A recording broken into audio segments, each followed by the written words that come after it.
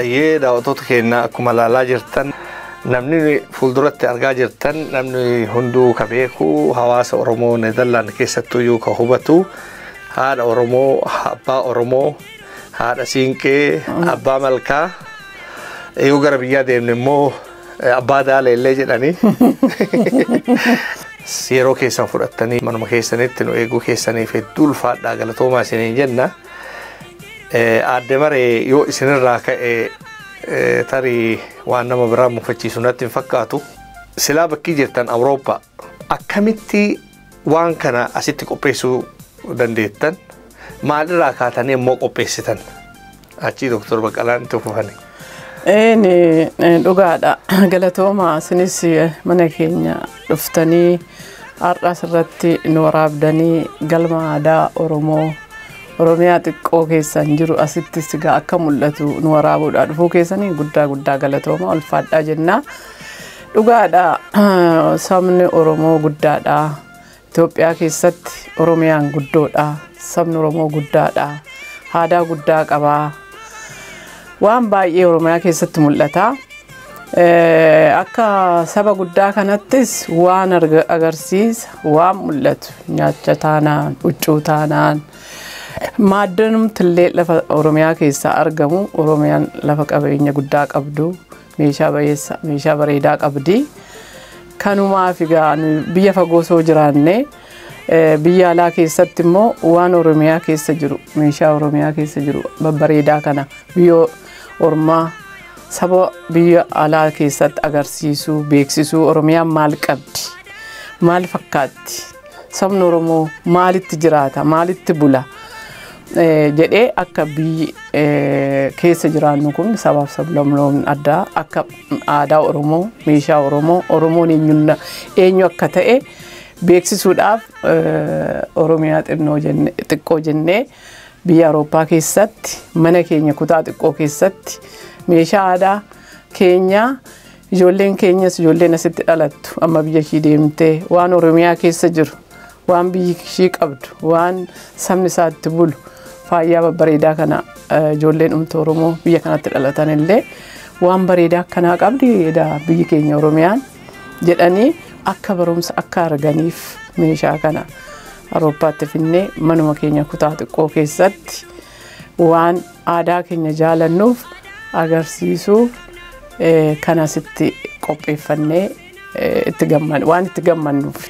Mana aadaa kana akka jireenya Oromoo waan aadaa Oromoo mul'isu meeshota asitti argaman kana sadarkaa adda addaatti waan Oromoo dhimma itti bahu kana gochuun aadaa Oromoo isa sirbaan geerarsaan waggaa eeggatee akka irreechaa guddaa kana mul'isu malee Oromiyaa xinnoon immoo Oromiyaa guddaan meeshaa aadaa waan adda addaatti kan itti fayyadamu waan qabuuf meeshota kana immoo akkuma Oromiyaa jaalannu akkuma saba Oromoo jaalannu meeshota kana iddoo tokkotti walitti qabne akkuma Aadde Mareen jette ilmaan Oromoo biyya alaa jiraatan naannoo keenya jiraatan meeshaan akkanaa qabaadha Oromoon aadaa akkanaatti bulaadha Oromoon kan jedhu fakkeenyaa fi ijoolleen biyya kanatti kan dhalatan hin beekne fakkeenyaaf akka meeshota kana kunoo Aadde Maree duuba jira kunoo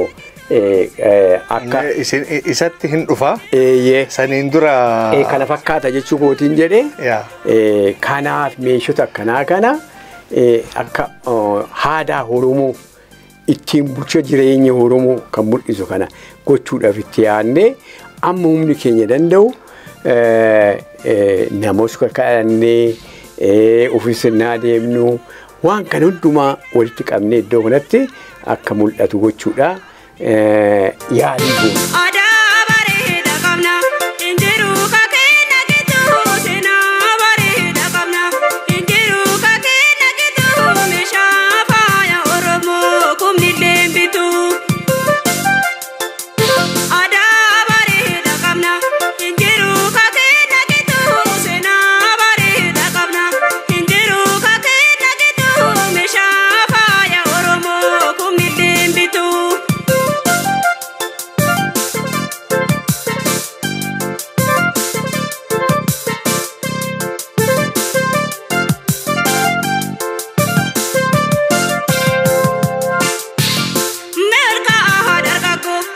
akka Oromoo biyya kanaatitti akka Oromoo Awurooppaatitti jechuun hin danda'ama. Beeljeem, Faransaay, Jarman naannawa kanatti namni isin beekne hin jiru. Tokkoffaa waan ala argan manatti illee arganiin suni amma dhugaadha. Alattu yoo isin argan aadaa uffannaa aadaa uffattanii malkaatti yeroo dhuftan akka sirna malkaan sun barbaaduutitti siinqee bokkuu qabattanii wayitii isin dhuftan waan kana agarsiisuuf akka yaadame hin beekama. Gaafa irreechaa malkaa irratti nyaanni dhiyaatu sun namni ijaan laaluun waanuma salphaa itti fakkaata. Karaa kamiin wanni sun eessa qaxxaamure aadaan sun hundi nyaanni cuukkoon caccabsaan qoriin maqaa isaanii nama yaadachuu kan hin dandeenye dirree sanarra afamee namni akkasitti itti gammadu akkamitti akka ta'e boodarra nutti himtu. Ammaaf garuu gara meeshaa aadaa kana isin deebisa. Meeshaan aadaa kun ammas keessatti kan arginu kan naannawa tokkoo qofaa miti naannawa garagaraati. Ka Harargee, ka Baalee, ka Shawaa, ka Wallaggaa waan garagaraa argaas keessatti. Mana keessa namuu waanuma xixiqqoo tokko lama kakkaayachuun hin mala. Isin kana mara akkamitti walitti qabdan? Dhugaadha. Meeshootiin qabeen kun qabee aannanii okolee aannan saawwa itti elmatanii gundoon kun immoo dubartoon mana dubartii tokko gundoon jiraachuun jechuun dubartiin akkuma dubartiitti manaan dhabdu. Kunis immoo Oromiyaa sotoon ta'e nuti asitti biyya alaatti dubartootuma meeshaa Oromiyaa keessa jiru akka dubartiitti qabaachuun nurra jira dheetaan gingilchaa gundoo masoobiin numti biddeenaa kunis gabatee waacitiin kun gabatee kun faan bukootti bukeessa cuukkootti sukkuumanii achi dhufa akkaataan itti dhufu dhugaadha salphaa miti. Anamma man deemu tokko laman jedha firri deemu on kadhadheedhuma naa fidu akka waan aadaa meeshaa aadaa koo jaaladhu beekaniifu Oromoon biyya kana Awurooppaadha Oromiyaa deemu waa tokko toonaan qabatiin hin dhufu naa fidu adde mareen gisee qixxumaa kan makadhatti naan jechuu iyyuu didanii aqala toomanii foonnaa Oromiyaa deeman naa fidu anis amman deemu waan biraa fiduurra meeshaa aadaa koo fudhadhee dhufuuf na gammachiisa. Kanaafan qabeen kun qabee aannaniitii qoraasomee ammumallee aannan itti naqaman dhugamu qoraasamee sirriitti firaa fi kunneen yeroo garii malkaatti sin naqa dhangaadhaan naqa yeroo baay'ee dhangaadhaan naqa caccabsaa qorii cuukkoo aannaniin naqa lagatti. Kanaaf meeshaa bareedaa kana qabna. Meeshaa nu boonsu qabna. Oromoon dhugaa rabbii akkuma Oromoon qulqulluu ta'e akkuma Oromoon qabeenya qabu akkuma Oromoon beekaa ta'e meeshaan isaas bareedaa meeshaan isaas nama hawwata. Kanaaf eenyummaa Oromoo agarsiisuudhaaf eenyu akka ta'an Oromoon eenyu akka ta'edha. Oromummaan odeessuu duwwaa ta'uu hin ta'e ifaan agarsiisuudha. Nama sabaaf sablammootattis Oromoo barsiisuu Oromoo nan barate beekaadha. Qabeenya qaba Oromiyaa jiituudha. Kanaaf meeshaa babbareedaa kunis Oromiyaa dhumarraa argama. Kanaaf biyya Awurooppaa keessattis sabaaf sablammoon akka Oromoon eenyu ta'e beeksisuudhaaf. Meemoonni xixiqqaan kunniin gargariin xixiqqaan akkanumatti qabatamee silaa biyya san irraa makiinaan dhufanii xayyaaraan dhufanii.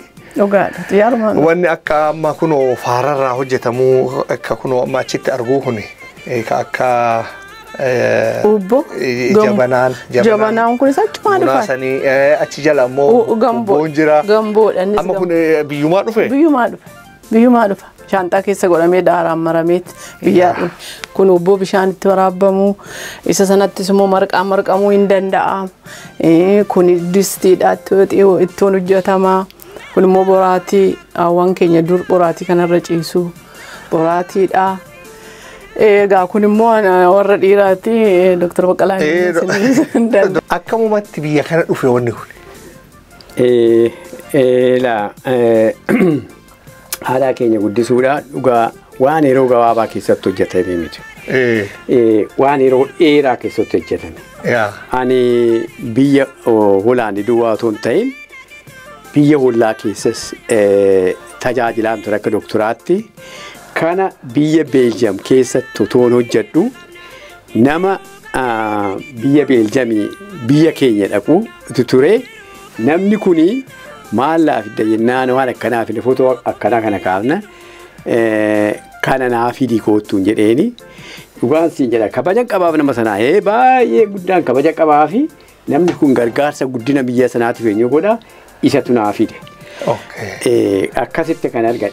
Kan ammoo akkuma tasaa biyya Luxembourg biyyi moollaa Awurooppaa kanatti mana aadaa gurguramu wayitu jira. Lafti waa gurguramutu jira. Achitti argeen namni kun tokkicha kana malee hin qabu gurguru jedhee jennaan olii itti dabalaadhaan bitadhee kun biyya ormaatiin haa dhufe kanatti dhufe. Ilaagaa akkuma dammaa kaafnetti aadaa keenya guddisuun al tokko waan ka'ee mutu yeroo yeroorraa waan ka'ee guddatu jira.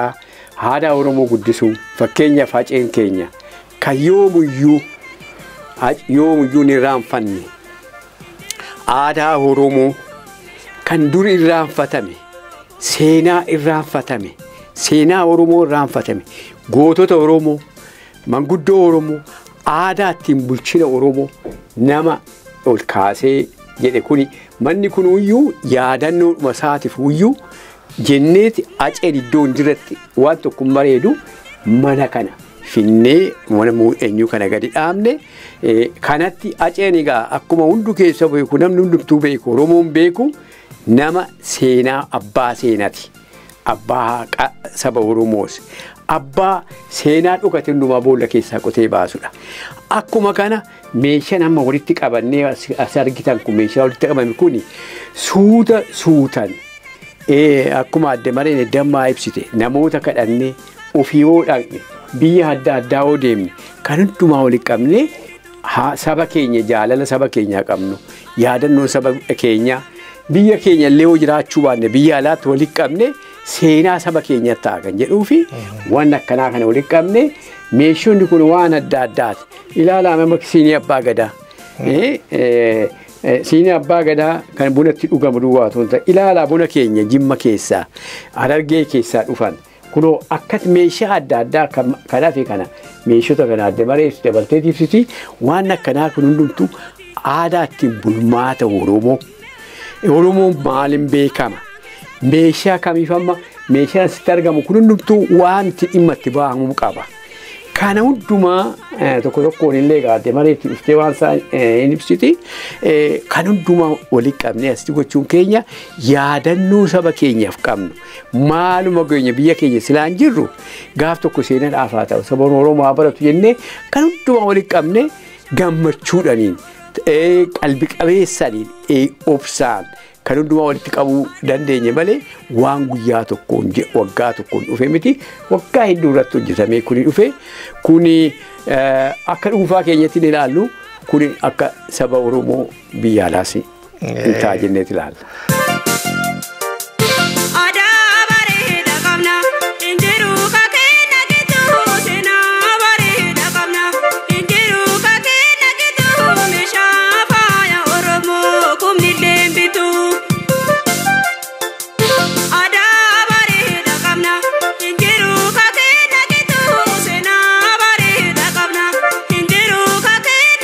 Amma kun mana keessan keessa jira.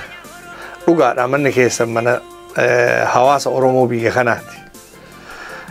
Muuxannoo kana dura qabnuunillee mana keessan qofaa miti yeroon keessanillee qabeenyi keessanillee dandeettiin keessanillee ogummaan keessanillee tajaajilummaan isaa kama Oromoo hundaati. Haa ta'u amma meeshaan addaa kun mana keessan keessa jira. Mee namni akkamitti ilaalee irraa bara yookiin ilaalee iyyuutti gammada waan kana silaa beeku kan akkuma hawaasa Oromootitti iyyuu manni namni marti dhufee yoo laalu irraa waa baruu danda'u. Wanni kun amma wanni faranjii tikeetii hagamii muratanii namni egzibishinii fi muuziyeemii keessatti ilaalu waanuma kanan geenne dhugaa dubbachuudhaaf. Dhugaadha. Dhugaa rabbii kuni qabeenya keenya duwwaa miti. Qabeenya hawaasa Oromoo Awurooppaa keessa jirru Oromoo dhiisa baasuuf lamootaati. Nu gobaa laalletti gammannaaf otoo hin ta'in amma miidiyaa irratti mul'atu mana keenyas dhufu nan Oromoo hundaati. An keenya lamaan miti. An saba Oromoo hawaasa Oromooti. Akkuma duratti ibsee qooda guddaas keessaa qaba Oromoon Hoolaandii keessa jiru. Namni deemu qixxumtu namni harka duwwaanaa dhufu hin jiru naaf fidanii dhufu. Kanaaf qabeenyi Oromoo hundaati. Ani nama lama tokko otoo hin ta'in hawaasa keenya Oromoo Hoolaandii keessa jiru qabeenyi isaaniiti. An keenya duwwaa miti.